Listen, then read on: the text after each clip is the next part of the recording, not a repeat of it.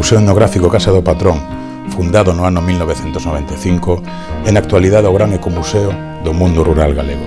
Cunha colección de máis de 6.000 pezas repartidas en 4 edificios e diferentes espazos expositivos, o museo ofrécenos unha das maiores mostras etnográficas sobre os oficios tradicionais galegos, os labores do campo e do mar, os obxetos, equipamentos e apeiros propios das casas labregas, e sobre o mundo da relixiosidade popular maila etnomedicina galegas. Pero a Casa do Patrón é algo máis ca un museo etnográfico. É un dos principais motores culturais da comarca do Deza, unha entidade que fomenta investigación arqueolóxica e antropolóxica, un axente de desenvolvemento local e, en definitiva, un motivo de orgullo para Lalín e para toda Galicia. O Museo Etnográfico Casa do Patrón e o equipo humano que o conforman son en si mesmo un proxecto de vida e un exemplo a seguir. E esta é a súa historia.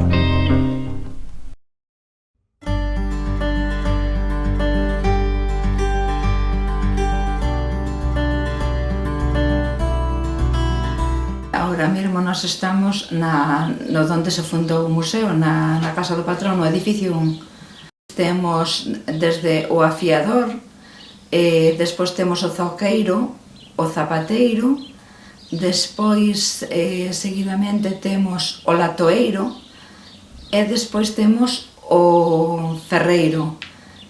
Todos eran oficios tradicionales da zona esta. Pois no edificio 2 temos unha sala bastante grande que está dedicada a todas as tarefas do campo, desde a viticultura, despois pasamos por todas as ferramentas da labranza do campo, que temos desde arados, hai sachadeiras, hai un pouco de todo, despois incluso está todo o proceso da malla, está exposto ali, coas máquinas, cos motores, ca máquina de mallar, cos mallos tradicionales, e despois temos a alzadeira ou a ventoeira, que era a que se utilizaba para limpiar o trigo despois de que salía da malladora. Despois temos unha peneira dun muiño, temos unha maqueta dun muiño tamén moi ben lograda, huchas onde se guardaba o grau, e, bueno, todos os produtos, todos os procesos do campo, digamos. O edificio número 2 ten dúas salas, digamos, principais. Unha sería a relacionada co proceso do viño e máis co proceso do pan. Dende o principio, a sementeira, a sega, a malla, que é un dos procesos máis importantes que recreamos aquí no museo, ata o final, ata o conseguir o produto final, que é o pan. Temos peneiras, temos muiños, temos un montón de pezas dedicadas a ese proceso. Depois temos unha segunda sala que está dentro do restaurante. O restaurante é un restaurante de comida tradicional, e o que intentamos aquí é recrear unha sala, que o comedor sexa unha sala propia do museo. E, aparte, temos a maiores ese componente gastronómico que incluímos aí. No restaurante o que hai é sobre todo pezas relacionadas con a agricultura e ca gandeiría. Temos as crozas, os xugos de distintas zonas de Galicia, e despois apeiros de labranza como poden ser as grades, os arados, as sachadeiras, galletas, todo relacionado ca agricultura, basicamente. Este sería o edificio número 3, foi un edificio que se fixo xa propio para museo, inaugurado no 2004, e digamos que consta de 3 plantas.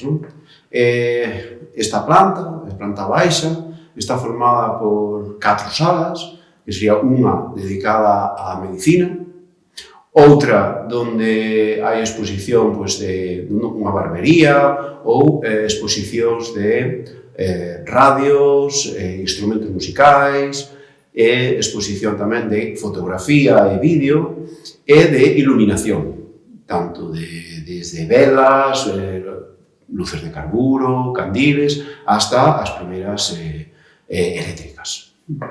Outra sala dedicada un pouco tamén ao mar, outro dos oficios importantes en Galicia, é cestería e tamén o que é a elaboración da carne de porco, da matanza.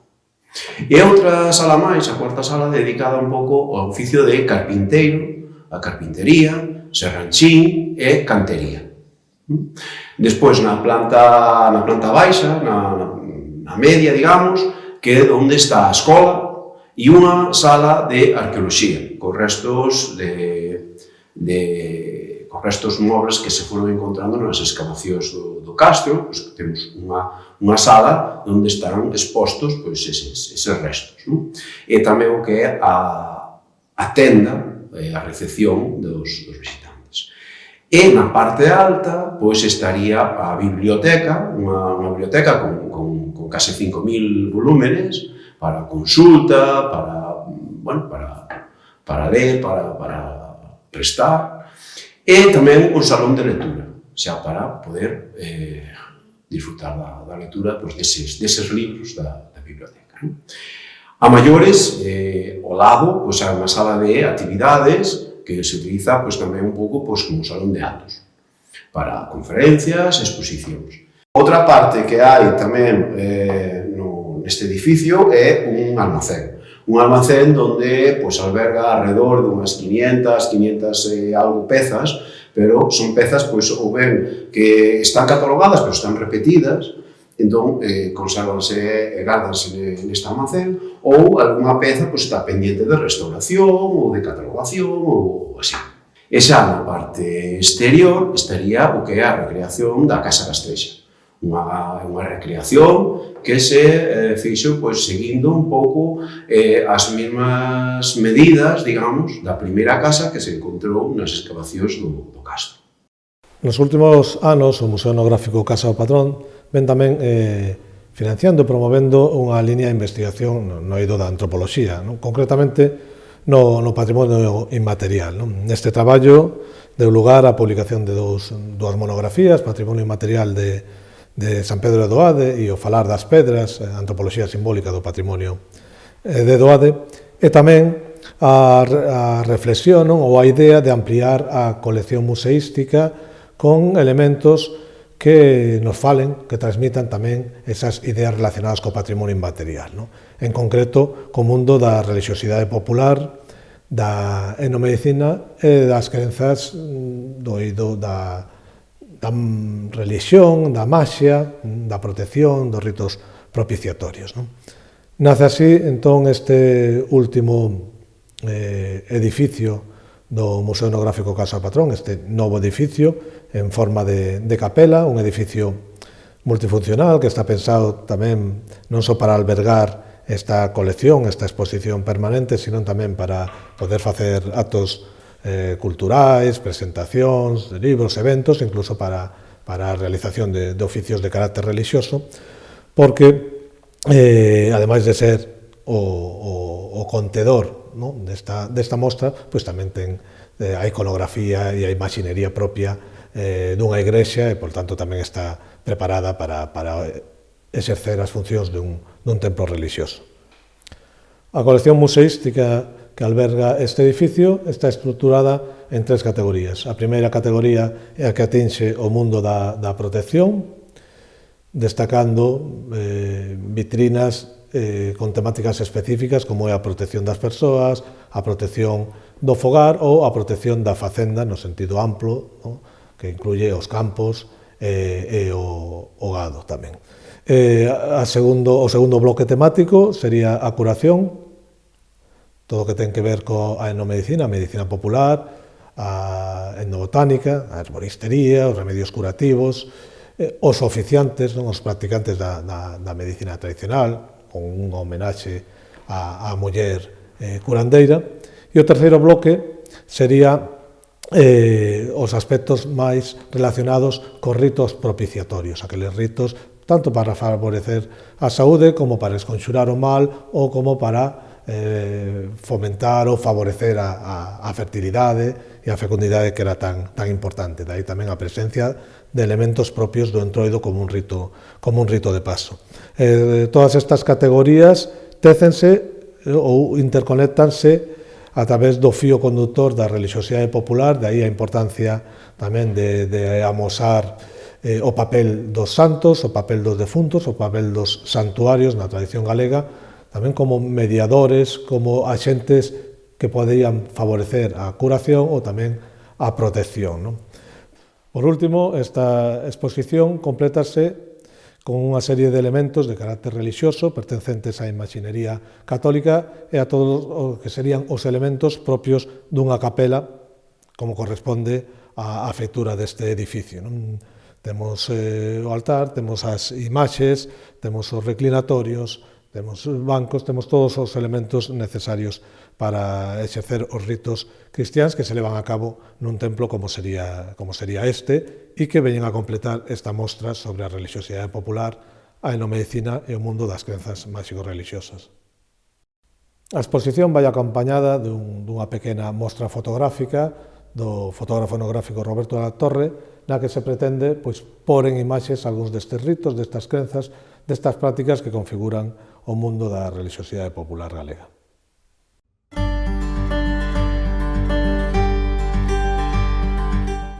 Cando me daban unha peza, unha persoa desconocida, sempre contábame de paso algo da súa vida, algo da súa historia, porque normalmente era xente maior e por aí.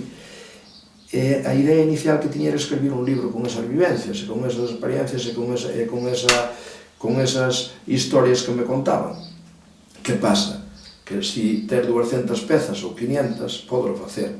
Se ter 6.000 é absolutamente imposible. Ao cabo de 2-3 anos tuve que abandonar absolutamente esa idea e quedoume moita pena, porque hubiera sido absolutamente maravilloso contar a historia desa xente. Eu cando miro unha peza, claro, digo eu porque pouco máis fixen, pero prácticamente a recolección das pezas fixen eu, non? En toda Galicia. Eu cando vexo unha peza e miro para ela, recórdome da persona que me dou, vexolle a cara, recordo con cariño, recordo o desprendida que foi e recordo o que lle debo a Galicia. Por eso estamos intentando pagar con o noso traballo, con o noso sacrificio, e non tasamos as horas, non tasamos o reforzo, nunca tasamos nada. Temos que lle devolver eso multiplicado á xente que nos axudou tanto. E quería, para recordalo máis, porque gustaríame contar un poquinho a historia de cada un, pero foi absolutamente imposible, incluso chegar a anotala xa. Anotei as primeiras, pero nada máis. As miñas avós foron as dúas tecedeiras, e parte, nós somos 6 irmáus, pero unha vez que empezamos co museo, na miña casa, a miña cuñada, deronme as colchas que había na casa para telas aquí no museo, e teñen as iniciales das dúas abuelas. Entonces, esas, como non as vas coidar? Coidalas, como se foran ouro, máis que ouro, non? Que ouro ten un valor, pero eso xa non ten tanto. Ten moito máis que ouro, non? Entonces, quen di eso que me deron as abuelas, isto tamén, todo isto que temos aquí, tamén foi feito e foi usado por outra xente que tamén foron xente maior, e que coidaron con moito, e tiñan moi poucas cousas. Entonces, aquelas poucas cousas que tiñan aproveitábanas a tope, que agora, un pouco pasa a xente, sobre todo a xente xoven, que o ten casi todo feito, pasa, non lle dá valor, ese valor que lle damos nós, porque eu parte destas cousas useinas tamén, e vin como miña nai as usaba, as abuelas xa non as coñecín, pero entonces as pezas que temos aquí no museo, nós coidámolas casi como se fora xente, casi. Ademais, eu entro aquí e pareceme, cando entro eu así aquí ao museo sola, pareceme que isto que é algo, un soño que non ten sentido, ou así que non ten nombre, non? Non é que non teña sentido, é que non ten nombre. Porque distía, será posible isto que che parece que é dai 500 anos, e é dai 40, 50 anos para atrás, nada máis. Cando entras así en algunha, sobre todo aquí na cociña, quizá que sea donde máis sensación che dá como se houbera vida aquí. Eu a veces tenme pasado aquí na cociña, ou porque tes objetos que che recordan algunha xente ou así, si, a veces si. Era o que comentaba eu da sella esta que nós chamamos de balde. Eu cada vez que a vexo, casi vexo a miña nai con ela a cabeza. Así detalles, non? Vexo o pote, ainda velo casi colgado na gramalleira na casa ou así, cousas así, que te acordas, que sí, que non sei, danche unha intuición diferente, sí que é verdad.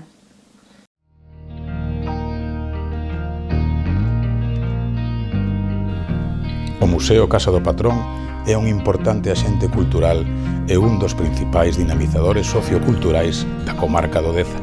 Dende o museo organízanse e promóvense diferentes actividades e actos como xornadas, conferencias, presentacións, así como obradoiros e actividades formativas.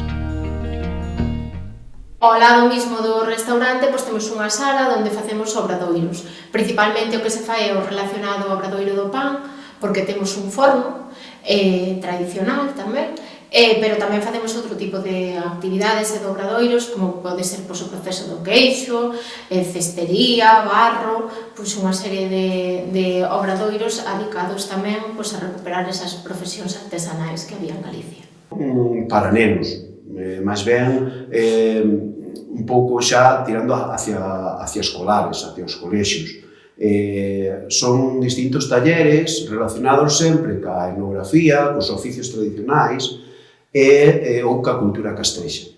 Son talleres, non sei, por exemplo, pan, o taller do pan, onde os nenos amasan, conocen distintos tipos de fariña, como se utilizaban antes, de trigo, de millo, de centeo, e amasan e fan o seu propio boliño de pan que o cocemos no forno tradicional de leña para que despois o poidan levar ou comer. Outro taller de cestería, na sala de cestería, seguindo as técnicas de cestería tradicional, non lle facemos un cesto porque non lle van sacar a utilidade, pero si facemos un lapicero seguindo as técnicas de cestería, tanto como sobra con bimbos ou como sobra con estelas, que despois ao final o levan tamén e o poden utilizar. Facemos moitos obradoiros, facemos telares de tela, de fío tamén, temos uns telares artesanales, tamén fan uns telares, sempre todo o que fan lévano, despois facemos algo con barro, tamén fan unhas taciñas de barro, como se amasan o barro, e como se facía antiguamente o barro, como se traballaba carmáns. Despois tamén facemos un taller de cestos, facemos xogos populares, rutas de senderismo, un pouco de todo. Tamén casi fui unha das causantes de empezar así cos talleres, síntome de momento áxil para seguir con eles. A parte da malla tamén facemos unhas xornadas de medicina natural, onde veñen poñentes a dar charlas sobre plantas medicinais, e despois facemos tamén, un sábado de outubro, tamén facemos a fía, como se traballaba o liño, como se facían teas e tecidos.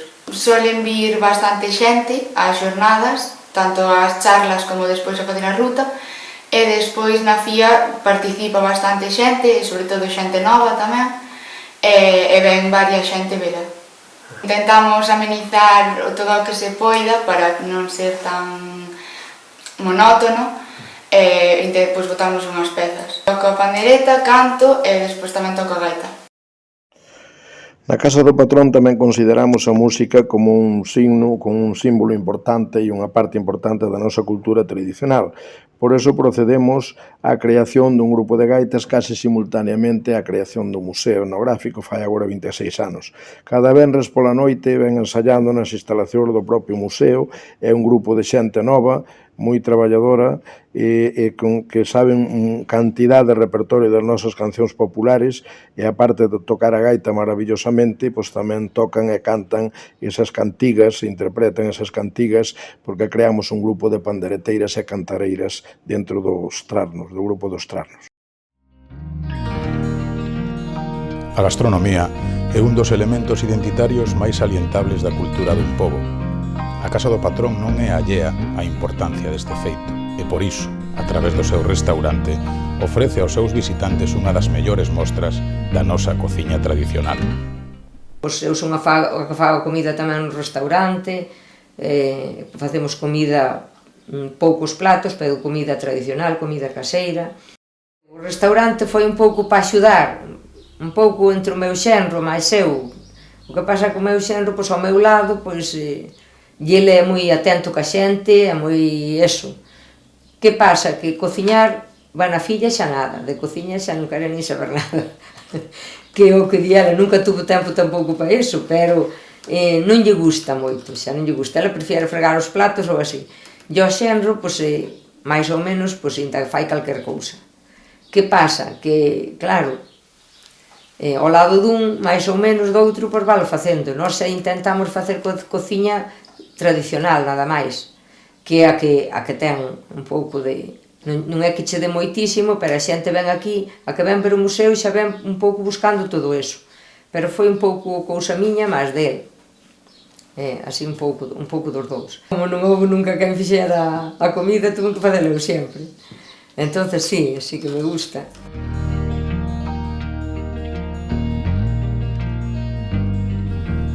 Non se entende a cultura dun pobo sen a súa relación e interrelación coa súa contorna natural. Entre as actividades do museo está tamén a defensa, conservación e promoción do noso patrimonio natural a través da posta en valor desta contorna e da súa valorización a través de rutas culturais e actividades neste medio. Chamámoslle entorno biosaudable de Entre Ríos porque ten un estudo importantísimo con os convenios asinados con universidades e a de Santiago fixo nosa Facultade de Biología un traballo, un estudo biolóxico da contorna da ida do río, precioso, non? As especies animais, vegetais, as especies en extinción, análise de aguas, xeoloxía, é unha pasada, é unha auténtica enciclopedia. Nós temos moi estudiada a zona en ese sentido e en outros. E claro, tendo en conta que temos unha natureza maravillosa, un entorno, un paisaxe fantástico, típico do centro de Galicia, cheo de carballos e castiñeiros, e pinares e prados e todo eso, pois, eso, mitad do museo está fora. Actualmente hai dúas rutas, unha sería unha ruta homologada, PRG 210, que é a ruta do Castro de Doade, unha ruta circular, con inicio e fin aquí no museo, ben señalizada, faise moi fácil, é unha ruta de dificultad media-baixa, son 14 km e media, aunque ten varios desvíos para puntos, é dicir, o Castro de Doade, o Carballo Monumental de Sotolongo, o Miño de Freud, que, se fan todos os desvíos con ida e volta, serían sobre 15,5, 16 km. E despois hai outra ruta que non é homologada, pero está moi ben señalizada, que tamén fixemos, que é a ruta da prehistoria de Doade. Pois aí fai un recorrido tanto polo Castro como polas mámoas, petróglifos que hai na parroquia. É unha ruta tamén circular de 8 km, máis cortiña, e tamén de moi fácil recorrido. Non vamos a decir que non houve malos momentos, vamos a decir que houve momentos de moito sacrificio, de moito traballo. O proxecto máis difícil dos que fixemos, pois eu creo que restaurar o lugar. Restaurar a aldea de Codeseda. A restauración do lugar de Codeseda foi un dos momentos máis complicados, máis complexos. Por qué? Obviamente estamos nun lugar, nunha aldea pequena, onde todo o mundo ve o museo con vos ollos e colaboran tarefas comuns como é a malla, como é a fía do liño. Incluso todos os veciños que queren están disponibles para enseñalo, non agora que temos guías, pero cando non era museo oficial non tiñamos guías, tiñan a chave, siguen a tendo. Das 13 salas do museo. Eu prefiro deixarlle a chave da miña casa ca chave do museo a ninguén, porque no museo hai pezas que, inda que as pagas, ao mellor non as dá recuperado. Bueno, pois todos os veciños de Codeseda que queren todos, pero uns están disponibles e outros non, por idade, porque non viven aquí, ou por lo que sexa, non? Ou porque traballan fora. Todos os que quixeron teñen a chave, eu creo que é o único caso no mundo donde unha aldea inteira ten a chave do museo. Máis confianza non se pode dar, pero porque merecen, obviamente, esa confianza non lle demos, gañaron a eles. Pero claro, inda así, sendo un lugar unido, sendo un lugar prácticamente como unha familia, colaborando íntimamente, é moi complicado pedirlle a xente que che deixe facer reformas na súa vivenda con unha licencia a nombre dunha asociación, dun museo. Igual pasou por Muiños, os Muiños de herdeiros que hai na contorna dos Muiños, pois un é de 18 herdeiros, outro é de 16, tuveron que asinar todos a cesión e a restauración e o permiso. E aquí, pois, pedir licencia a nombre do museo, da asociación do museo, para actuar na túa vivenda, nos exteriores, fixemos unha restauración integral exterior do lugar, pois é moi complexo, pero fixémoslo, conseguimos facelo. Claro, aquí entraron, pois eso, fachadas, paredes, muros, alpendres, hórreos, verxas, cancelas, fontes, todo. Entón, é unha restauración moi complexa. e quizá foi a actuación máis complicada porque tanto hai que darse conta que son 12 veciños, son 12 casas, claro, cada un ten as súas particularidades, hubo que adaptarse, bueno, pois fixamos unha grandísima labor restaurando a aldea de Codeseda. Eu invito a calquera que aproba que intente facelo, restaurar un muelle colectivo, restaurar as casas de outro nun lugar, nunha aldea, para que vexa o complexo que é, non? Vamos a decir o complexo que é. A Casa do Patrón é algo máis que un museo de etnografía. É un proxecto a prol da nosa cultura, do noso patrimonio, da nosa herdanza material e inmaterial como pobo. Dende o ano 2015, o Museo Casa do Patrón promove e financia diferentes intervencións e excavacións arqueolóxicas, tanto na Ourela do Castro como nas mámoas da parroquia.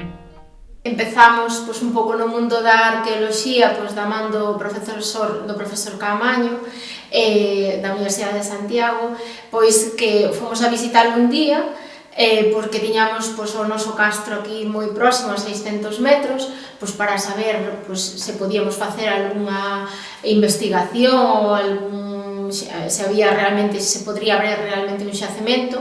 Entón empezamos con eso no 2015 a facer distintas campañas de excavación. Agora mesmo levamos 7 campañas realizadas, a última foi este mesmo ano. O que descubrimos, a parte de construcións o que son casas propiamente ditas e construcións habitacionais, tamén conseguimos delimitar a muralla, atopámola, ten unha doble muralla e fosos, que é unha dos hachazos máis importantes, porque conseguimos excavar 3 fosos que van desde os 4 aos 6 metros de profundidade.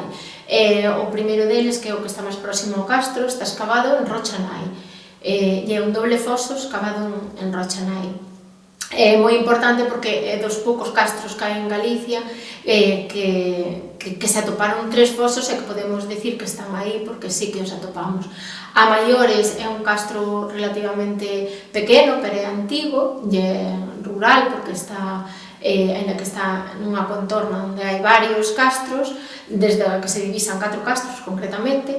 É un castro relativamente pequeno, pero tamén antigo, porque temos probas do carbono 14 que delimitan que houve habitabilidade desde o siglo IV a.C.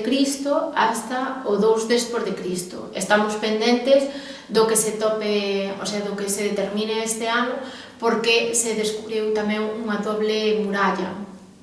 Só tiñamos hasta o ano pasado unha muralla externa, pero agora temos unha doble muralla.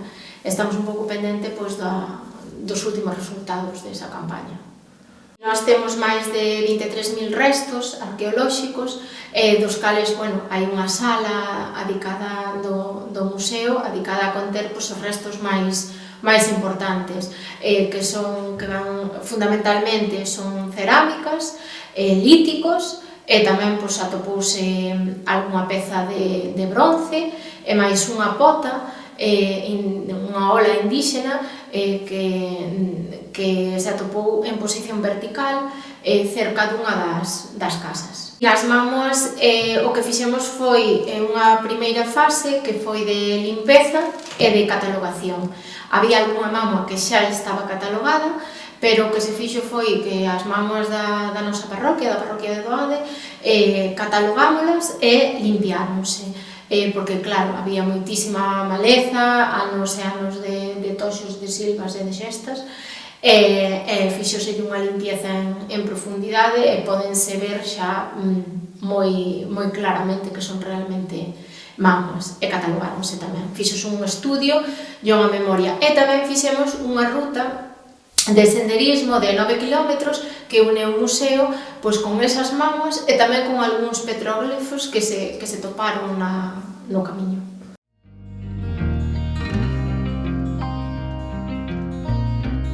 Se o patrimonio material é importante para esta institución, non o é menos o patrimonio inmaterial. Conscientes da necesidade de investigar, divulgar e valorizar a nosa cultura tradicional, o Museo Etnográfico Casa do Patrón puxo en marcha no ano 2019 un programa de investigación antropolóxica da súa parroquia, cuxos resultados, a día de hoxe, publicáronse en 2 monografías e deron lugar á creación do novo edificio do museo dedicado á relixiosidade popular e á endomedicina.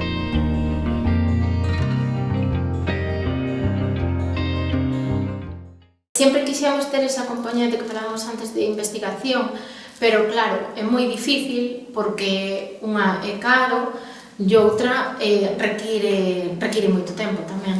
Entón empezamos inicialmente como facendo 3 caderniños pequenos ao longo dos primeiros anos que eran nada, como manuais así moi pequeniños do museo, das centrales hidroeléctricas da comarca do Deza e do ferrocarril na comarca do Deza tamén, que é un libro que lle chamamos O túnel da Veleda, 30 anos de sacrificio. Eses 3 libros foron feitos por nós, feitos sobre todo basados en entrevistas que lle fixemos a xente que traballou neses distintos ámbitos e foron elaborados, digamos, caseramente, en blanco e negro e como uns caderniños pequenos. Despois empezamos a facer vídeos, DVDs, de procesos. Empezamos co proceso do pan, porque como facíamos a malla, o que fixemos foi gravar todo o proceso do pan. Fixemos un da forxa, dos traballos que se realizaban nas forxas de Ferreiro, porque había un ferreiro aquí cerca que na parroquia dos Muiños, na parroquia de Vilanova, no lugar dos Muiños, que facía cousas, entón fixemos un DVD da forxa, fixemos un de cestos e sombreiros tamén, con un artesá que fai cestos e que fai sombreiros e máis, meus tíos aí tamén colaboraron porque sempre foron cesteiros na recollida de material e todo eso. E o último que fixemos é do proceso do liño, que tamén levamos dentro do ano 2002 facendo unha recreación do proceso do liño. O último vídeo que fixemos foi no 2007, que foi en colaboración ca unha asociación veciñal de Zobra, fixémoslo sobre o liño, todo o proceso do liño e a elaboración das telas e absolutamente todo o proceso. E, despois fixemos varios vídeos máis tamén do museo, en distintas etapas, en distinta evolución. E despois comenzamos un pouco, digamos, cos libros, pero xa cos libros un pouco máis elaborados, un pouco máis de imprenta e diseñados. Entón fixemos un libro do museo, A Casa do Patrón, o gran ecomuseo do mundo rural galego, onde está recollida parte da nosa historia, os oficios máis representativos que temos aquí. Fixemos outro da malla, que cumplimos fai 2 anos a 20ª malla tradicional, e fixemos un libro tamén moi completo de todas as edicións. Tamén temos un libro de Andrómenas e outros contos, que é un pouco historias relacionadas cas vivencias de pequeno de meu pai, máis daqui do outro veciño do lado do río, de Avelino Jácome.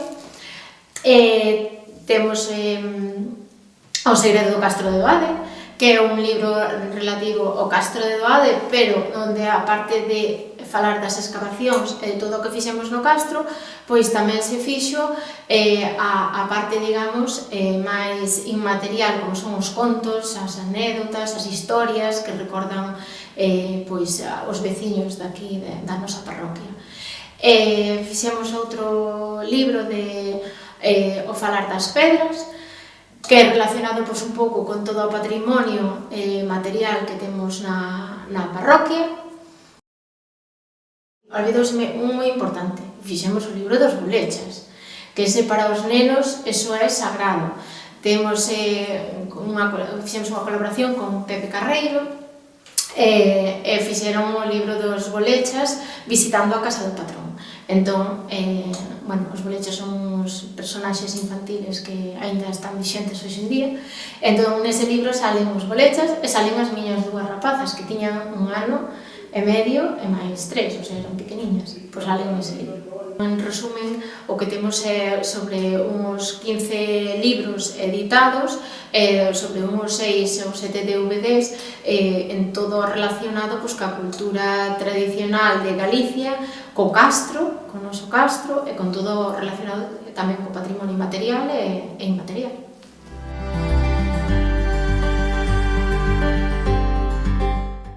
O museo empezou sin querer, digámoslo así. Non é que fora unha idea, nunca se tuvo unha idea inicial de vamos facer un museo. Cando restauramos esta casa, a casa do patrón, a casa matriz do museo, que compraron meus pais o día que eu cumplín 15 anos, con idea de vivir nela, e logo por circunstancias personais, pola morte prematura da miña nai e todo eso, pois nunca chegamos a vivir nela, e restaurámola moitos anos máis tarde, concretamente pois no ano 94. E entón, pois, estábamos restaurando esta casa, porque estaba moi deteriorada, a punto de caer, prácticamente era unha palleira, metíamos erva, tiñamos gando e todo eso. E, bueno, pues decidimos restaurarla, o meu pai e máis eu, que ainda vivía, non chegou a vela restaurada, por desgracia, non chegou a vela ten rematada, porque, bueno, pues morreu nese mesmo ano, no 95, non? En maio do 95. E, bueno, pues mentras restaurábamos a casa, simultaneamente creamos un grupo de gaitas, inauguramos o centro social parroquial e eu era o encargado de facer todo eso. A raíz desa restauración, realmente empezamos a usala, non usala para grandes cousas, senón facíamos cumpleanos, facíamos festas ali, empezamos a tocar ali, usábalo, digamos, como un pequeniño centro social, e todo o mundo ali íbamos tocar, íbamos cantar, íbamos ensaiar. Empezouse así pouco a pouco. Hubo un carpinteiro daqui, Manolo da Canda, que era un veciño daqui da casa do lado do museo, que era un moi bo carpinteiro, que logo posteriormente doou e restaurou moitísimas pezas do museo, e tiña un xugo moi bonito, porque era un carpinteiro moi curioso, un xugo moi tallado, moi precioso, e regalouno para o centro social, puxo na cabeceira do centro social. E entón na casa chegamos e mira que xugo máis bonito, doou Manolo da Canda para o Teleclub, e nós temos aí dous tirados, porque non nos poñemos ali na parede, na casa que estamos restaurando, na casa do patrón, obviamente. Puxemos na parede, puxemos unha grada de pau tamén que tiñamos na casa, e quedou tan ben que logo enseñaba aos veciños, puxemos outros apeiros da casa, os veciños do lugar de Codeseda, que é Codeseda de Lalín. E entón, bueno, pois os veciños de Codeseda deron moitas pezas, e logo, posteriormente, os da parroquia, eu iba enseñando que tiñamos restaurado, todo eso, tal, gustaba, e, pois eu teño unha grada, pois eu teño un carro, pois eu teño un arado, en fin, foronme dando cousas, e así foi como empezamos. Eu, cando había 150 pezas, recordo que xa decía yo da casa, vou dar unha volta ao museo. Ti estás de coña, ti tamaño museo calquer cousa, ríase de min, na casa, nos veciños, todos. Eu chamaba o museo desde o principio, non o sei, sería inconscientemente. Pero, bueno, agora non servín tanto, claro, porque é o museo etnográfico mellor de Galicia. O soño empezamos sin pensar nesto, non é que dixéramos, bueno, pois algún día vámonos a dedicar a facer un museo, non. Empezamos restaurando a casa sin pensar nesto, sin pensar, foi surgindo pouco a pouco. Jamás de la vida pensamos, porque incluso pezas que tiñamos nós na casa, pois a veces as que estaban moi mal, pois as tirabas ou as sacabas de diante un pouco, como a todo o mundo, casi. E senón, se pensaras, pois guardarías, todo andarías, pero nós non tiñamos ninguna peza, nada máis que algunhas que había na casa. Entonces non pensamos nunca nesto, jamás. Surgeu, pois empezando a restaurar a casa, a colgar 4 cousas, e ele empezou, pois quedan ben, pois vamos ao fin de semana, iba ele por aí a buscar, e eu a restaurar. Empezamos, cando tiñamos 7 ou 800 pezas, ou menos, pois ele se lle chamaba museo. Entón, pero foi así un pouco. Inaugurámoslo o 7 de abril do 96, o día do meu cumpleanos. Oficialmente, oficialmente non, porque como museo catalogouse como colección visitable, a Xunta de Galicia catalogou no 20 de xaneiro do 2000, e cando tiña xa bastante máis entidade, máis de 1000 apeiros. E que pretendía? Pois, hombre, eu debo decir que todo isto foi feito aos ratos libres por min e pola miña familia. Contamos con algún restaurador profesional, contamos con un carpinteiro de man, que era o Manolo da Canda, que citei antes, contamos con un ferreiro de man, pero a maior parte da restauración fixámola nós, aos ratos libres. Eu traballaba nun banco, fui un empregado de banca durante 43 anos, case director, case 30, e tiña moi pouco tempo libre. Pero, claro, o facer un museo deixounos sin tempo libre, sin sábados, sin domingos, sin vacacións, sin festivos. Nos, os ratos, todos os libros que tiñamos, dedicámoslos ao museo. Inicialmente, como as cousas que hai aquí, fundamentalmente, que me deron os veciños de por aquí e tal, pois eran apeiros de agricultura e gandeiría, pois inicialmente logo fun por toda a comarca do Deza, primeiro por Ralín e logo por toda a comarca do Deza. A nos pregúntanos moita xente de quen heredamos isto. E bueno, nos fixose desde o principio, solamente había as paredes da casa, restaurouse a casa e o resto fixémoslo todo, que eso parece algo increíble, pero é a base de loitar moito e de traballar moito. Empezamos restaurando a casa, empezamos cas cousas que había aquí na aldea, cas cousas, bueno, non vas a facer un museo de pintura, porque nós non éramos pintores nin sabíamos nada deso, e desto máis ou menos sabías porque viviches nel, aínda que aprendemos un montón de cousas ca xente. Hai moitas pezas que nunca as vira, ou venche xente aquí e dixe, mira isto, que chamas así e era pa isto, e se cadra ainda hai algunha que se cadra non sabías pa que era, non? Pero fixémolo daqui porque era de todo, da agricultura, do campo, pezas do campo, pezas do liño, que aquí todo o mundo cultivaba o liño, había un zapateiro aquí na casa de enfrente, había zoqueiros, había un ferreiro aí na aldea de abaixo, bueno, había de todo nas aldeas, entonces de que faz o museo? Do que tes no teu entorno. Entonces o museo temos algunhas pezas de todo Galicia, pero a gran maioría daqui. Entonces tratas de buscar pezas da casa, roupas, un pouco recrealo como era antes, máis ou menos, non? Intentas facer un pouco como era antes. Cousas da casa, non cousas do que usaba a xente normal. A xente que temos algunha peza, que sí, que veu dun pazo ou así, pero normalmente nas aldeas eran cousas humildes. Eran cacharros humildes, eran roupas humildes, e era o que é do que se trata de recrear, non? Como tiñamos apeiros de agricultura e gandeiría, inicialmente casi enfocamos unha mostra da agricultura e da gandeiría a nivel comarcal, a nivel comarca do Deza, que é onde nos atopamos. Isto desbordounos, absolutamente. A resposta da xente foi tan amplia, a sorte que tivemos en eso foi tan amplia, porque eu, claro, salía a buscar os apeiros un domingo e dicía, pa onde vou? Pa onde me levo o vento? Pois igual chegaba aí arriba hacia a línea e iba a ir para Verín, non, pois mira, algo me decía, pois vaite para Fonsagrada, e iba a Fonsagrada, non? E, lóxicamente, gracias a eu de etnografía pouco sabía, gracias a libros de Otero Pedrallo, de Xócar, de Xoaquín Lorenzo, todo eso, pois fun conocendo algo as pezas que había en cada lugar. Que ocorre? Que moitas veces iba a buscar unha peza típica dese lugar e topaba 20 pezas distintas que non eran esa, ou a parte desa, co cal, un pouco ao azar deixábame levar, non? Dun xeito controlado, pero ao azar por onde fora. Entón, inicialmente fun por ali, logo pola comarca do Deza e finalmente por todo Galicia. Entón, a resposta da xente foi tal que nos desbordou absolutamente, porque, claro, a casa do patrón enchémola nun ano 2, logo fixemos un segundo edificio, logo ampliamos ese segundo edificio, que é a casa vivimos encima na planta de arriba, e logo fixemos un terceiro edificio, logo un cuarto para taller de restauración e para a sala para obradoiros, para a sala de actividades, que temos dúas bastante amplias, e tamén para unha especie de auditorio, de salón de actos.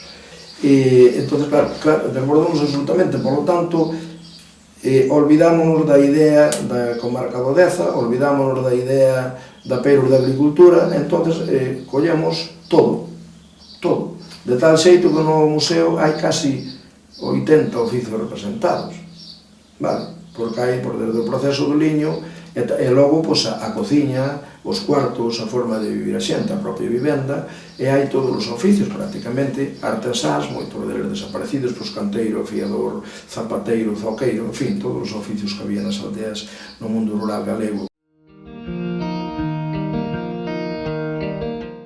O que me sinto máis orgulloso na vida é de haber cuidado as persoas maiores da miña casa, mellor dito, de que os cuidara tan primorosamente a miña muller, e eu axudando-lhe na medida do posible.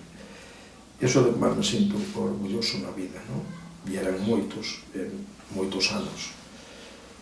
E casualmente, cando faltaron eles, vale, cando nós tiñamos xa 40 anos, botaron 20 e tantos anos, pois uns enfermos, outros tal, bueno, pois cando faltaron eles, empezamos con isto. Será outra casualidade? Non sei. Eu acababa de vir de coidar xente da casa, bastante xente da familia de Manolo que estaba enferma e maior, porque el faltaba a nai. Entonces eu sentíame xa un pouco liberada, non? E dicía, bueno, pois agora vou mirar se vou traballar pois a Lalín de algo. E con isto pois empezou a Manolo, empezamos co museo, empezamos a restaurar a casa, e lá todos os fines de semana a traer pezas e a restauralas. Entonces volvíme sentir atada como antes, non? Bueno, ainda que estaba contenta, pero bueno, sentías un pouco de atadura a todo isto outra vez. Era como se te quixera prender aquí. Debolle todo, primeiro por aguantar as horas que botei fora da casa,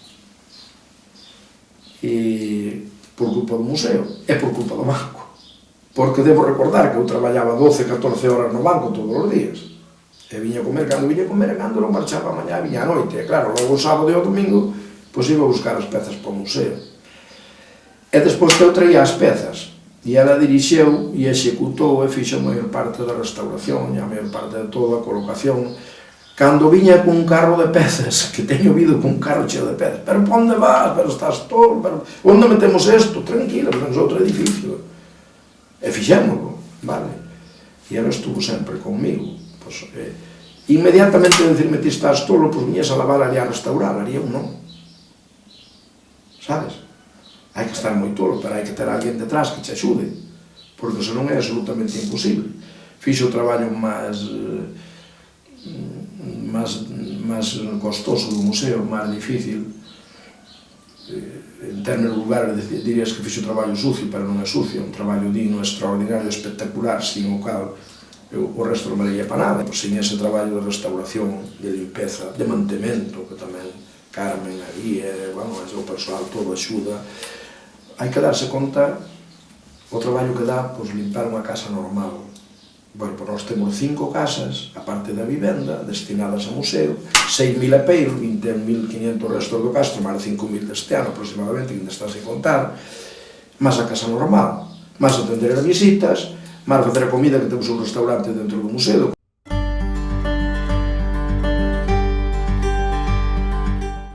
O que máis me gusta do museo é enseñar o museo, conocer xente nova e cada día aprendes cousas novas. Aprenderonme unhas señoras de Zobra a facer o postecer, facer todo o proceso do viño. Para tecer, o fío hai que ir alternando arriba e abaixo dependendo da posición destes fíos. Entón, pisamos un pedal, o pedal que corresponda é ca lanzadeira, que é isto que dentro está a canela, na que está enrollado o fío, e pasámolo hasta o fondo. O que chegue ao fondo, pisamos outro pedal para apretar o fío e co peine arrastrámolo hacia atrás para que quede a tela fixa.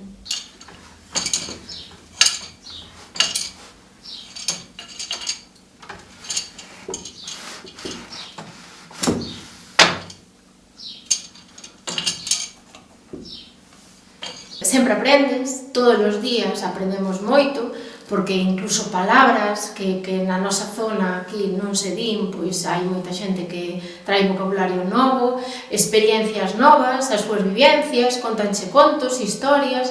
A verdade é que sempre aprendemos todos os días, sempre aprendemos algo. Ainda que sea dos máis cativos, dos nenos, que moitas veces tamén nos enseñan moito. Sempre é ben falar ca xente e sempre aprendes cousas, non? Se xente maior, pois a visita, pois digamos que non é tan guiada, senón que é máis ben te guían eles, porque sempre aprendes cousas, que a xente maior que sempre te explica como traballaba ela ou como facía, pois sempre vas aprendendo, que despois, cando hai xente máis nova ou así, pois tamén se lle podes explicar, non? Co museo aprendín o que é Galicia, aprendín o que son os galegos, coñecín Galicia, anduve en moitas aldeas de Galicia, e o día que teña máis tempo libre, seguirei nas andando, non? E conocín o desprendidos que son os galegos, vale? A eles debemos todo isto. Obviamente o museo este fixémolo a xente humilde como a mí. Vale? Os máis humildes son os que máis colaboran, os máis desprendidos, os que máis queren a Galicia, os que queren que esa peza que tanto cariño lle ten, que está tan cariñado, que tuvo o seu pai, seu avó, seu bisavó, non se pudra, non se estropee, se conserve, ainda que sea a 100 km, a 200, noutro punto de Galicia, pero sabe que está ali. Galicia ten moitos camiños, ten moitos ríos, ten o mar, ten moitos paisaxes, ten de todo. E os galegos tamén, somos tan diferentes, somos tan... Os galegos somos moito, vale? Porque somos... Eu non deixo de sorprenderme coa edad que teño, que as experiencias que levo de vida, como ti sabes, sorprendíme ainda esta mañá. Os galegos somos moito, porque somos tan diversos, vivimos de tantas formas, temos tantas maneiras de ser, pero somos traballadores, somos honrados, queremoslle ao noso país por encima de calquer consideración, vale? Temos fe no que facemos, cremos no que facemos, vale? O mellor falta non saber vender un pouquiño, porque non vivimos do conto. Vender o que temos aquí costa normais, pero queremoslle moito a Galicia, loitamos moito por ela, facemos Galicia cada día, caladamente, en silencio, cada un na súa casa, cada un á súa maneira, e quédame pena por non conocer moito máis de Galicia, non me dá tempo xa, pero farei o posible nos anos que me quedan.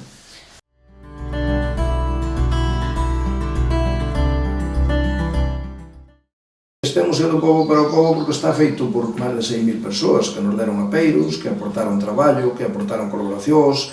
Chegamos a ter máis de 800 socios antes da pandemia, antes da crise económica, que son moitísimos, con custo simbólico, pero temos unha base social moi amplia, moi diversa.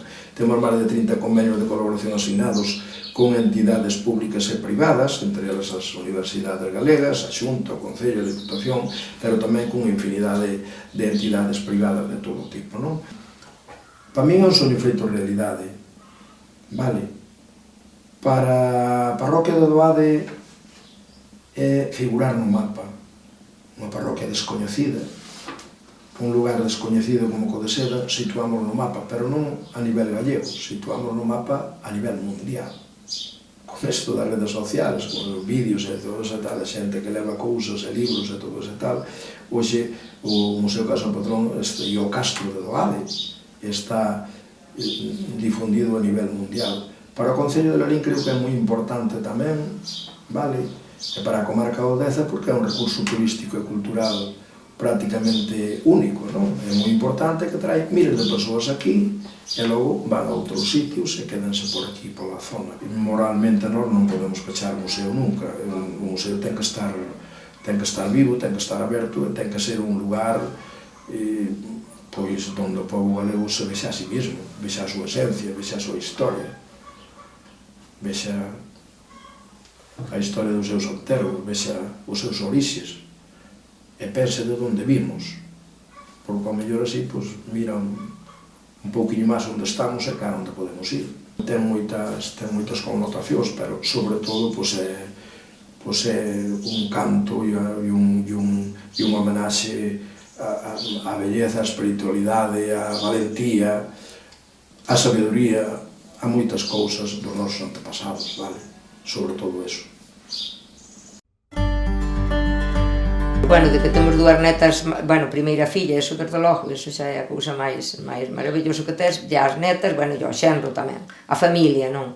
E despois, pois, eu que sei, de ter a familia unida. Eu sempre intentei ter a familia unida. Tamén o meu pai, cando vía a casa chea de xente, ele xa era feliz. Incluso antes de morrer, pois nos dixo, bueno, eu quero que o día que todos os anos é o día de que eu morra, pois que teñades aquí unha festa. Que sea unha festa, non? E todos unidos, bueno, intentamos. Os unidos que estamos, neste caso, normalmente para un museo, para que salgan as cousas ben, e tamén, pois, cando pasa algo, pois, sempre axudándonos en todo o que podemos uns aos outros, para iso está a familia, vamos, e, pois, eso, que bastante unidos. Manolo é unha persona, pois, como vou dicir, acaparadora total, solo, eu que sei, el foi criado con un montón de xente maior, entonces estaban todos mirando pa el. Claro, de repente, pois faltoulle, sobre todo a nai, faltoulle a peza principal, aínda que os outros todos, despois, como faltáballe a persona principal que levaba a casa, despois estaba el, entonces quedou el, estaban todos os da casa solo pendientes del, pendientes del. Entonces el sempre foi un neno mimado da casa, e aínda hoxe, pois, quere que todos lle presten a el máis atención que a ninguna cousa. E despois sí, que é cariñoso, que é boa persona, que non lle fai mal a nadie, axuda a todo o mundo que pode, e todo eso, desde logo que sí. Pero é moi acaparador. Cando se mete algo na cabeza, pois hasta que consigue, eso tamén son eu algo, tamén. Eu tamén, a veces dime, ti dis que son eu, pero a veces, porque eu digo, bueno, pois agora temos que facer isto, porque vexo as cousas da casa e as cousas do museo. Sí que el méteselle, bueno, pois agora temos que... Estaba a principio do ano, decía, pois non sabemos, agora temos que poñernos a facer algo, e que se non facemos nada, isto morre, isto tal. E busca, e agora, claro, víase bastante agobiado de traballo, e dicía, pero ti non querías ter choio, pois agora xa o tes. Bueno, busca, el se non ten, busca. Pero bueno, eu penso que hai que tamén un pouco vivir algo, porque se non nos levamos algo con calma, tampouco poderemos coidar isto moito tempo. Meu avó é moi impulsivo, sempre, feliz, fai as cousas porque pensa que está ben, e sempre tira pa diante, moi emprendedor, porque é ele así, e sobre todo con cousas relacionadas co museo, sempre pa diante, quere que nós, tanto miña irmá como a min, nos inculquemos tamén, porque quere que sepamos de todo, de que aprender na casa as cousas para que non nos as teñan que enseñar fora, e sempre pensando nos demais e con moita ilusión. A miña avoa, aparte de, hai que reconocer que é algo cabezón, sempre quere que salgan as cousas ben, sempre, sobre todo, mirando por nós, por miñas mamas, por min, e sempre, pois, hai que facer isto, agora, María, pois, ponte aí para que salga ben, para que tamén ter a meu abuelo contento, para que, pois, se está o meu abuelo contento co museo, estamos todos. Son moi traballadores e darían a súa vida por o museo. E por nós tamén. Por toda a familia. Axudando en todo, prácticamente, en todo o que sepa, en todo o que pode, axudando en todo o que se pode. Meu pai, sobre todo nas cousas máis físicas, digamos, máis mecánicas, por así dicilo, pois se hai que ir a arreglar algo porque estragouse algo ou calquera cousa, e sobre todo, pois, axudando en todo o que faga falta. Estamos todos implicados nel, todos, os da casa, todos implicados no museo. Todos os ratos libres que temos a miña familia fai 25 anos dedicámonos a isto, vale? Por qué? Porque temos a obriga moral de facelo. Porque todo isto temos, porque nos deron casi todo, 90% son doazós. Agora, pois, sinto que sí, sinto ben, e además xa na edad en que eu estou, pois, síntome ben, fixemos unha labor grandísima, que isto casi é imposible, a min hoxe pareceme imposible haber feito o que fixemos, porque partimos de 0. Cando nos casamos, vivimos aínda 8 meses nunha casa aí arriba de Caseiros, e non tiñamos nin cuarto de baño nin nada, non había nada, e tiñamos 2 habitacións para todos, quero decir que bueno, e non hai tantos anos. A nosa filla ainda naceu, ainda estuvo ali.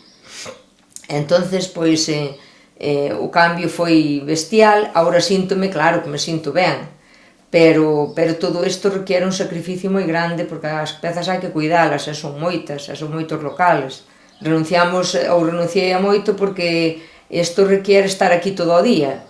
E el agora jubilouse, pero eu estou a punto. Pero que, ainda que me jubile, pois teño que seguir aquí, seguir coidando as pezas no que poida, claro, na medida do que poida axudareille, porque senón é moi difícil e pouco importa ter un montón de cousas expostas se non se coidan, non valen para nada. Entón, todo o traballo que se fixo, pérdese. Para min o museo é como unha casa para vivir, unha familia e uns amigos. Cando naceu eu xa facía anos que estaba o museo e aprendín aí, crecín co museo. Para min é como se fora a miña casa prácticamente, porque levo aquí desde que nacín, entonces, pois, é prácticamente eso. Dime que como me enseñaron a todo o que hai no museo, e eu sempre lle digo que nacín aquí, o museo xa leva 25 anos e eu xa nací cando o museo xa estaba prácticamente consolidado, entonces levo toda a vida nesto e vaime inculcado desde pequena. Hoxe en día supono todo para el, porque realmente é como é un hobby, un traballo, unha actividade que ten aí presentes todos os días e todos os segundos da súa vida, e que ten a súa vida dedicada a isto. Entonces, hoxe en día representa todo. Para meu avó é o mellor que lle pode haber pasado. Cada vez que hai algo relacionado con museo, algunha actividade, sempre é o primeiro en querer que todo salga ben, que este perfecto, porque levoulle moito traballo, está feito a base de moito traballo, é o primeiro que tira para diante para facer actividades de todo tipo, tanto no museo como nos arredores. Sempre ten moita ilusión polo museo e porque non se perda todo o que hai aquí para seguir para diante. A pesar do traballo e do sacrificio que pasou, pois que se ven os resultados, que está todo o que fixo está ben feito e que siga así porque conseguiu grandes cousas e as que lle quedan. Para a miña nai tamén, o que pasa que miña nai máis ben eu creo que foi tamén ao mellor unha vía de escape, porque ela sempre estuvo aquí na casa e sempre estuvo con moita xente maior, sempre adicada, digamos, á familia, ao cuidado da familia, e de repente veuse que tiña unha actividade nova na casa, onde se relacionaba con moita xente, para ela foi un cambio radical, porque ser unha persona que estaba sempre na súa casa e dedicada no seu entorno solo a eso, e de repente, claro, abreuselle un mundo para ela na que poder relacionarse con moita xente, atender a moito volumen de persoas todos os días, e foi un cambio moi grande, moi grande. Como en todos os sitios, as nais e as mulleres son o pilar da casa, da familia e tamén do museo, claro. É a base, basicamente, é a que fai prácticamente todo, sobre todo no restaurante, e no museo igual, en todos os actos, sempre bota unha man por detrás, é basicamente a base da pirámide.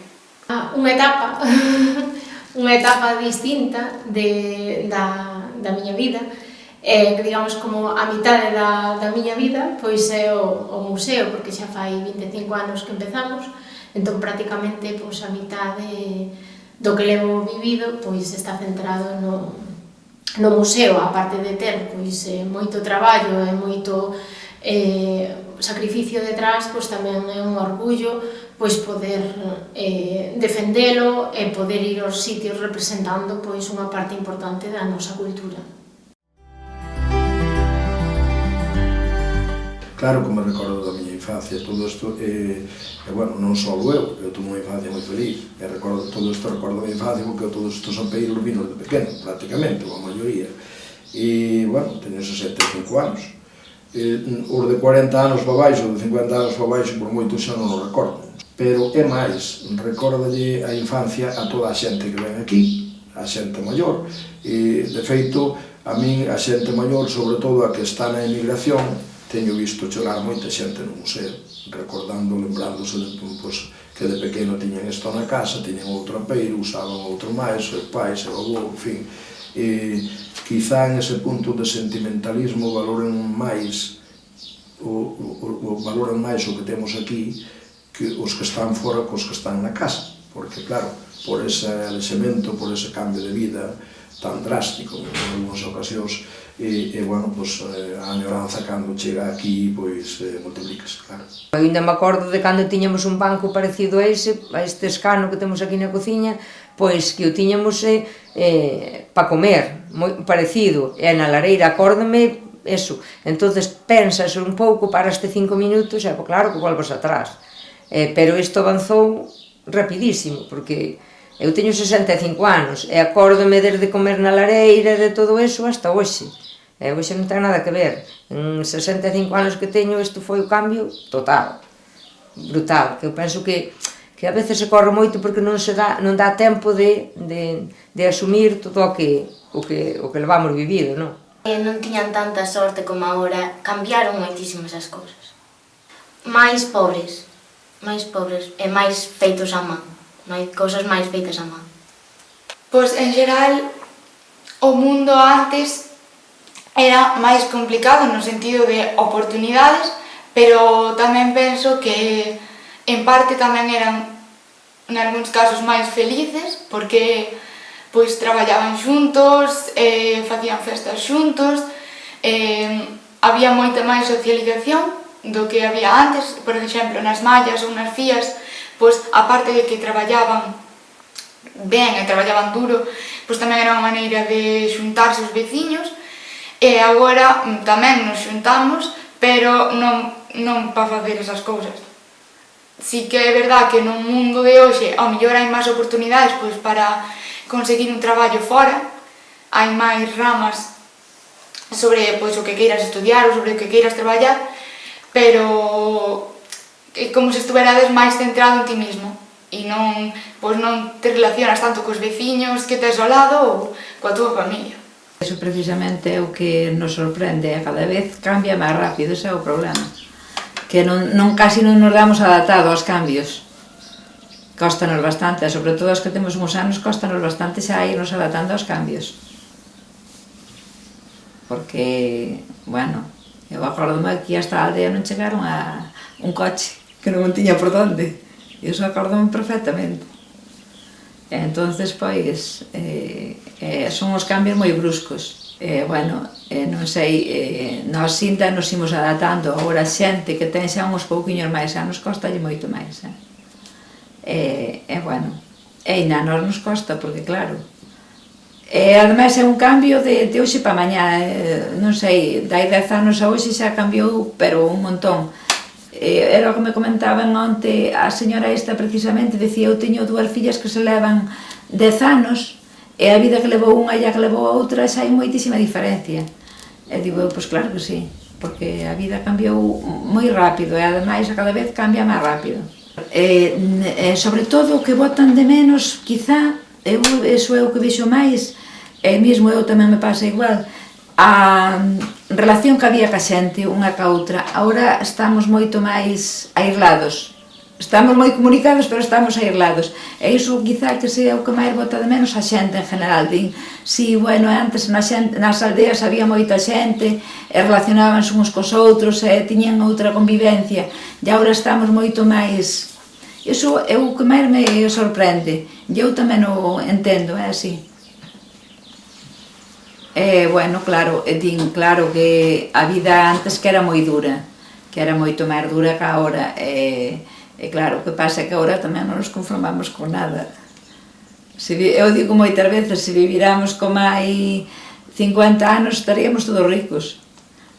Claro, a vida, temos outras prioridades, temos outras formas de pensar, outra forma de vivir, bueno, antes a xente conformábase con moi pouco. Un pouco a recuperación da nosa vida tradicional. Se non está nos museos, pois realmente estáse perdendo, porque préstase moi pouca atención a recuperar todo, tírase moito e non se lle presta atención a mirar para atrás un pouco para aprender.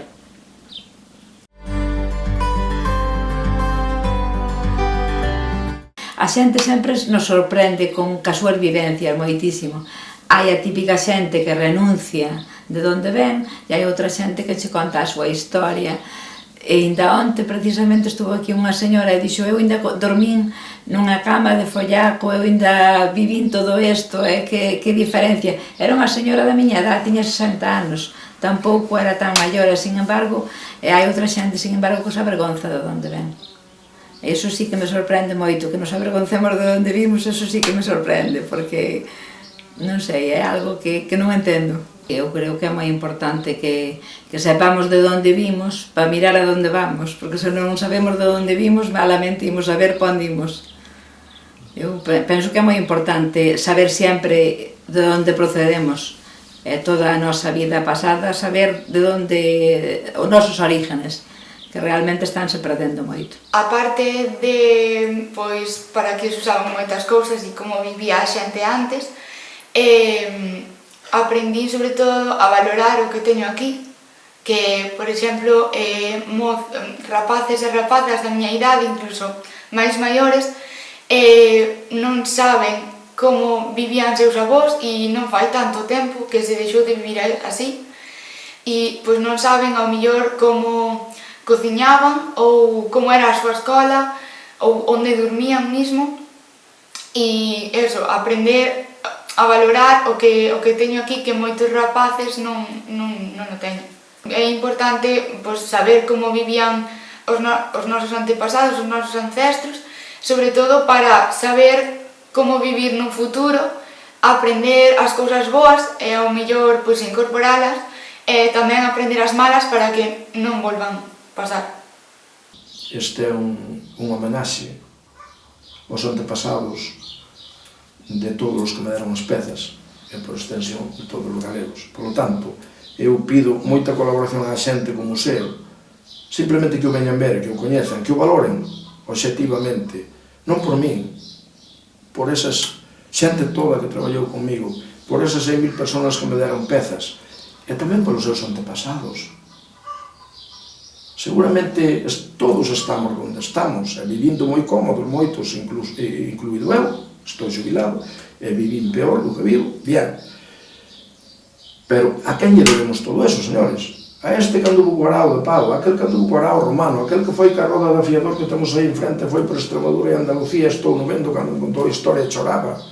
E daba a volta a roda, foi todo por Extremadura, por Portugal, abaixo está Andalucía, volveu. Vale, debemos o noso presente, debemos toda esa xente que loitou sin medios, e creou sistemas tan ingeniosos como unha sementadeira, tivese unha sementadeira, un aparato simple de todo, de fai 100 anos, e resulta que é unha obra de enxeñería completa, dun enxeñeiro completo. Abre o rego, sementa, vai sementando o grau, con sistema rotativo que expande o graus, e tapa. Unha cousiña de nada. Este home non tiña o título, pero enxeñeiro era,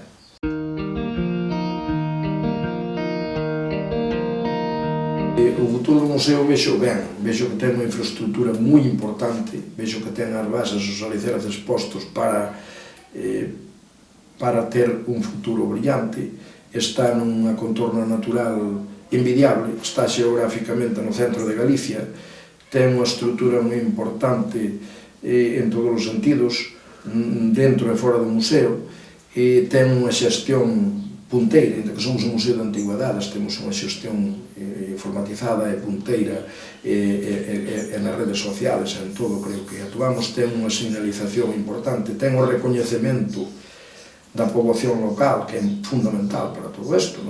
É un futuro para a miña familia tamén, e para os meus continuadores, porque as miñas netas van facer a súa carreira, que son superinteligentes, gracias a Dios, e, bueno, facer a súa carreira, a filla xa ten a todo iso, pero poden exercela ou non.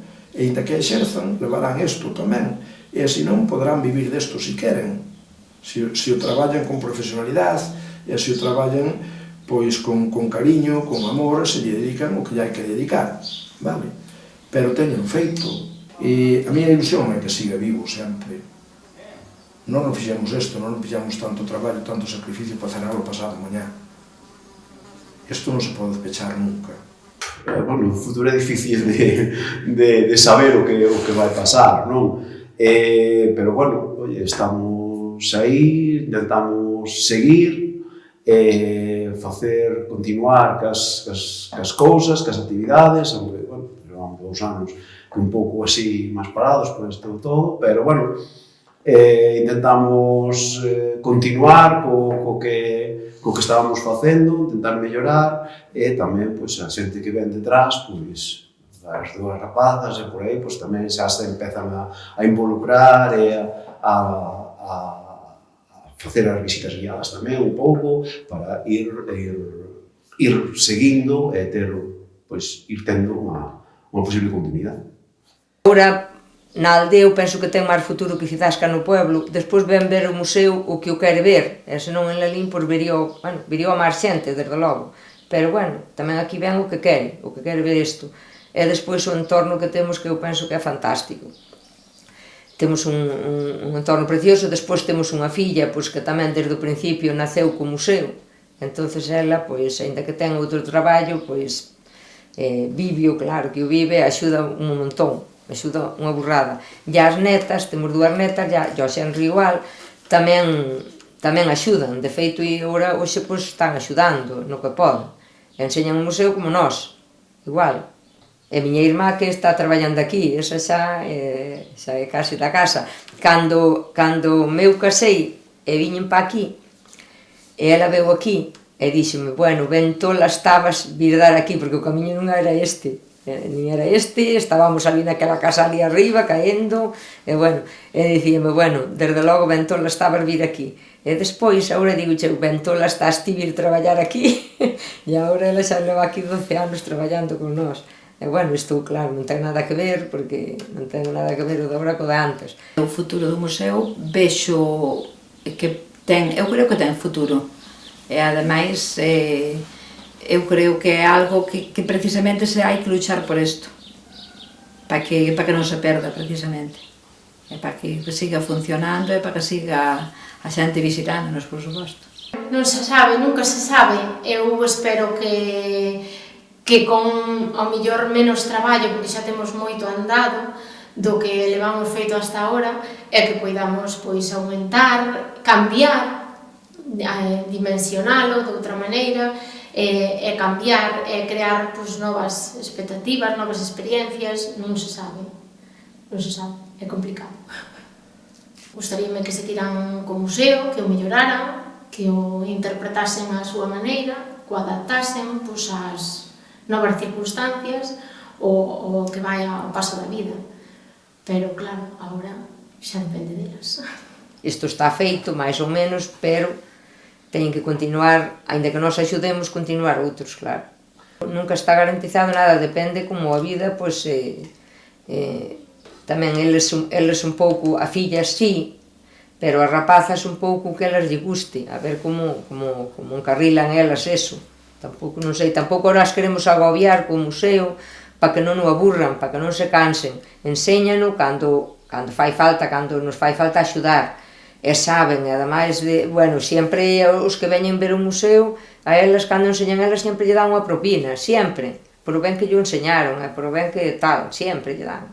E entonces, pois, elas ven, moi ben, pero tamén se ti estás dicíndolle a un rapaz que agora vai a enseñar o museo e leva un rato e pois dentro dun pouco que volva, non podes facer eso porque senón cansa, pois intentamos que o vexan como unha cousa, non como un agobio, non porque, non sei, o día da mañá elas, pois ainda que mesmo o importante é que estudien e que se preparen e que sepan dirixilo, porque despois a xente, pois ha de haber xente para traballar, non? Ainda que elas non nos enseñen, pero é moi importante que se preparen para que eu, por exemplo, eu non pude facer unha carreira, fixen o bachiller, pero non pude facer unha carreira, pero a filla sempre lle dixen, a primeiro unha carreira, e despois o que sea.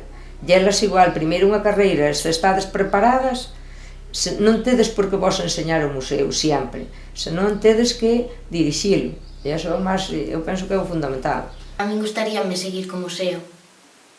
Se se presenta outra ocasión de outra profesión, pois xa habería que elixir. Pero sí. Non creo que isto se esqueza, nin que vai a morrer. É o que estamos intentando, que perdure no tempo e que non se esqueza, porque, a pesar de todo, é moito traballo que está invertido e, pois, para que non se perda. Se o día de mañán pois consigo facer unha carreira universitaria e aunque traballe ou exerza deso, pois que non deixar de lado o museo e pois seguir levando, pois dirixindo o museo e pois contratar máis xente ou o que faga falta.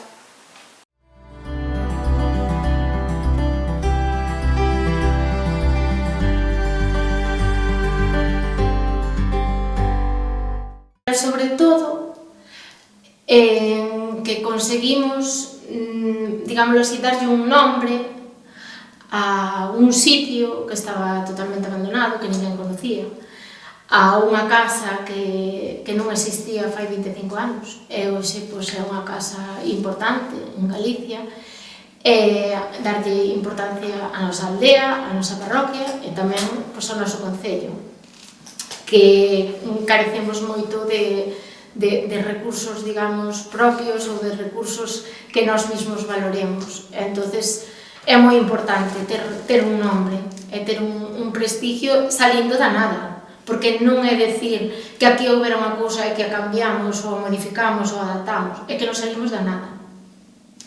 E da nada é do cero, vamos, absoluto.